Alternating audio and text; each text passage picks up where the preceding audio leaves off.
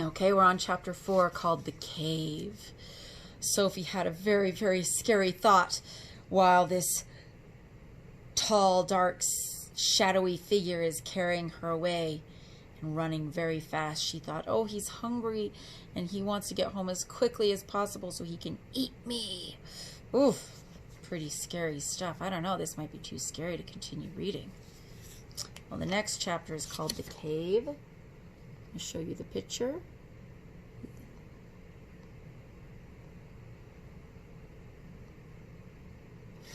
Okay, here we go. The giant ran on and on. But now a curious change took place in his way of running. He seemed to suddenly go into a higher gear. Faster and faster he went, and soon he was traveling at such a speed that the landscape became blurred. The wind stung Sophie's cheek. It made her eyes water. It whipped her head back and whistled in her ears. She could no longer feel the giant's feet touching the ground.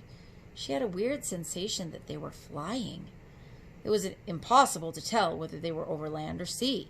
The giant had some sort of magic in his legs. The wind rushing against Sophie's face became so strong that she had to duck down again into the blanket to prevent her head from being blown away. Was it really possible that they were crossing oceans? It certainly felt that way to Sophie. She crouched in the blanket and listened to the howling of the wind. It went on for what seemed like hours. Then, all at once, the wind stopped its howling. The pace began to slow down. Sophie could feel the giant's feet pounding once again over the earth. She poked her head up out of the blanket to have a look. They were in a country of thick forests and rushing rivers. The giant had definitely slowed down and was now running more normally, although normal was a silly word to use to describe a galloping giant. He leapt over a dozen rivers.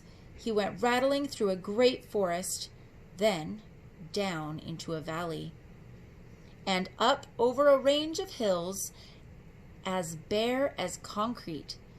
And soon he was galloping over a desolate wasteland that was not quite of this earth.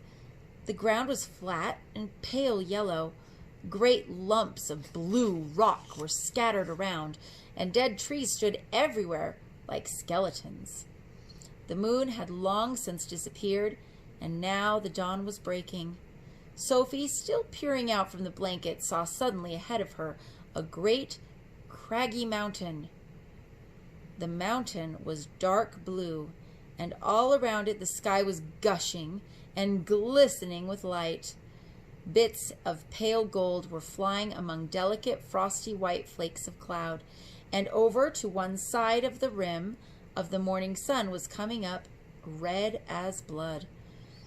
Right underneath the mountain, the giant stopped. He was puffing mightily. His great chest was heaving in and out. He paused to catch his breath. Directly in front of them, lying against the side of the mountain, Sophie could see a massive round stone. It was as big as a house. The giant reached out and rolled the stone to one side as easily as if it had been a football. And now, where the stone had been, there appeared a vast black hole. The hole was so large, the giant didn't even have to duck his head as he went in. He strode into the black hole, still carrying Sophie in one hand, the trumpet and the suitcase in the other. As soon as he was inside, he stopped and turned and rolled the great stone back into place so that the entrance to his secret cave was completely hidden from outside. Now that the entrance had been sealed up, there was not a glint of light inside the cave. All was black. Sophie felt herself being lowered to the ground. Then the giant let go of the blanket completely. His footsteps moved away. Sophie sat there in the dark, shivering with fear.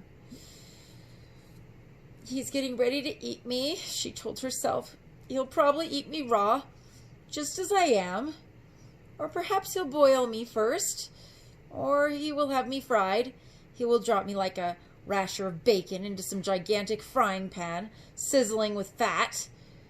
A blaze of light suddenly lit up the whole place. Sophie blinked and stared.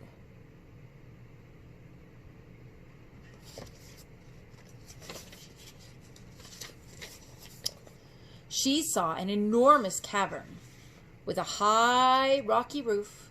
The walls on either side were lined with shelves, and on the shelves there stood row upon row of glass jars. There were jars everywhere. They were piled up in the corners. They filled every nook and cranny of the cave. In the middle of the floor there was a table 12 feet high and a chair to match. The giant took off his black cloak and hung it against the wall. Sophie saw that under the cloak he was wearing a sort of collarless shirt and a dirty old leather waistcoat. That didn't seem to have any buttons. His trousers were faded green and were far too short in the legs. On his bare feet he was wearing a pair of ridiculous sandals that for some reason had holes cut along each side, with a large hole at the end where his toes stuck out. Sophie, crouching on the floor of the cave in her nightie, gazed back at him through thick steel-rimmed glasses. She was trembling like a leaf in the wind, and a finger of ice was running up and down the length of her spine. "Ha!" shouted the giant, walking forward and rubbing his hands together. "What has us got here?" His booming voice rolled around the walls of the cave like a burst of thunder. The next chapter is called The BFG.